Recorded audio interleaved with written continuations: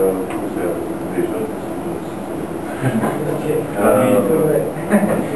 numesc Mihai Chipre, particip aici ca lider al asociației. Sunt... Ce asociație? Ce asociație? Gândirea ei? Cu ce se ocupă? Cu protecția socială a copiilor din comunitate și a tinerilor. Absorbăm de drept, de masă. Tot în drept? Tot în drept? Nu, ne sunt organizații și schimbare.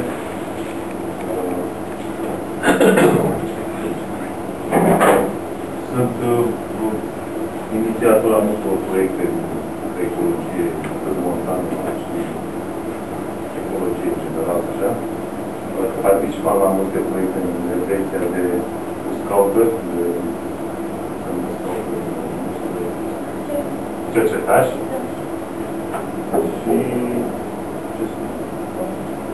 simpatizant al dreptei. Mai discret decât domnul. Am fost rănist de un meu partid, a fost partidul creștin și democrat.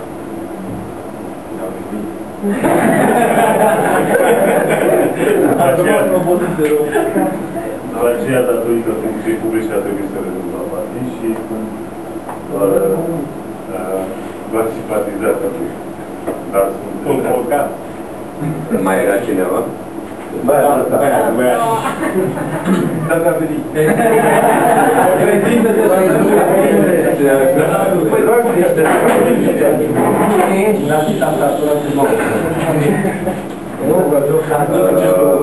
La pauză o să vă dau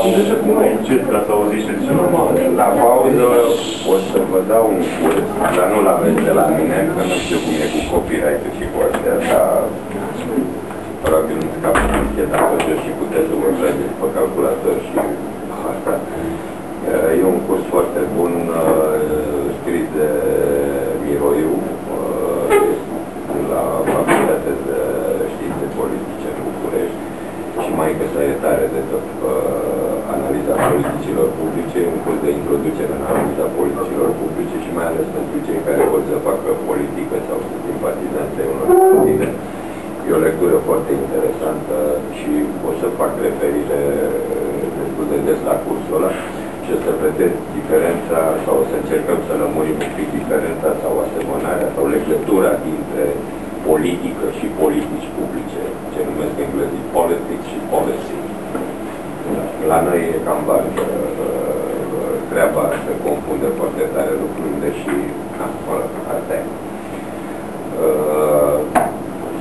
Seminarul ăsta sau cursul sau discuția asta, mai bine zis, o să fie despre politică, politici și mediu. Știu foarte puține despre mediu, puține, adică nu sunt de specialitate, numai ce am legătură cu biotopul ăla pe care l-am creat acolo, sunt muntele lui cu afinele mele, că s-a dezvoltat o întreagă faună cu spinarea lor acolo, cu iepuri, cu vulpi, cu trofene, cu greu și cu ulii. Dar chiar asta făcea în pășcărie un bătrân de mine, că m-am apucat să fac plantația cu răzi. Eu uite pe ce idee mișto, zicea, la niciunul nu i-a trecut până ca până acum să fac o cantină la uși. O cantină la uși, da. Bun. Așa. Ce-am vrea ca rezultat al șederii noastre aici e să vă gândiți și să vă vină câteva idei, să vă dăm câteva idei sau să vă trezim interesul să porniți niște proiecte de mediu sau să vă afiliați unor organizații, unor asociații și așa mai departe și împreună să vă gândiți în localitățile de unde sunteți să promovați proiecte de mediu. Asta e una și a doua, iar o să mă refer la ea când vorbim de politici publice. E o jucărioare din asta mică, dar care să vă facă un pic să gândiți vis-a-vis de lucruri care se pot face în afara legilor, în afara la ce înseamnă domeniul ăsta al politicilor publice e o zonă la care țin eu foarte mult și care ne lipsește, care era reglementată mai de mult, e zona codurilor de conduită. Da? Deci, în afara legislației, sunt anumite reguli pe care și le stabilesc comunitățile, localitățile, cum erau pe vremuri, erau vecinătățile sau erau astea composesoratele, mai sunt și acum tot felul de forme din astea de organizare care își creează niște reguli după care funcționează un anumit sector al vieții sociale, comunitare și așa mai departe, lucruri acceptate de tot. Și ne-am gândit că tot în legătură cu mediul și să participa și la niște acțiuni de ecologizare pe aici, pe la 7 scări și de asta, să gândim și o să redactăm la sfârșit, facem o sinteză, un cod de conduită al excursionistului. Da? 10 propoziții, un decalog din asta, da? Excursionistul brașovean sau timișorean sau băimărean, nu știu ce, când se întâlnește cu alt excursionist, salută. Una de propoziții. Excursionistul nu aruncă, excursionistul dacă vede ceva, da? Deci 10 propoziții din astea să vă gândiți la ele. După masă, asta o să și facem. O să puneți fără nume, fără nimic, deci nu asta, câteva idei de proiecte, da? 2-3 idei de proiecte la care v-ați gândit și 2-3 propoziții din codul ăsta de conduită al excursionistului. Da? O să iasă o broșurică din asta frumoasă. Ar fi motouri? Poftim? Ar fi motouri ale unor proiecte? Propozițiile acestea? Nu. Să facă parte din codul de conduită al excursionistului. Deci o să fie codul de conduită al excursionistului, dar și acolo o să fie 10 propoziții din astea, cum trebuie să se comporte un excursionist. Da. Care să încercăm să-l promovăm și noastră acasă.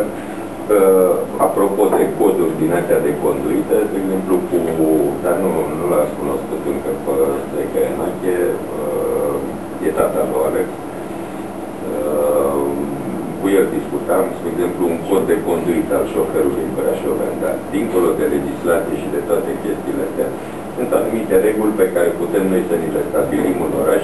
Știu, e o străduță mică, care este într-o stradă cu trafic mare, da? Codul de conduită al șoferului brașovean ar fi la 4-5 mașini care trec pe strada cu trafic mare să se oprească, să-i lasă și pe el, să iasă din străduța aia mică. Lucruri de genul ăsta.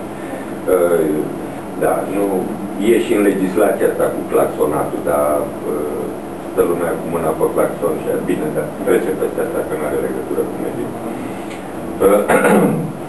O să mai vorbim de ceva legat de transport care are legătură cu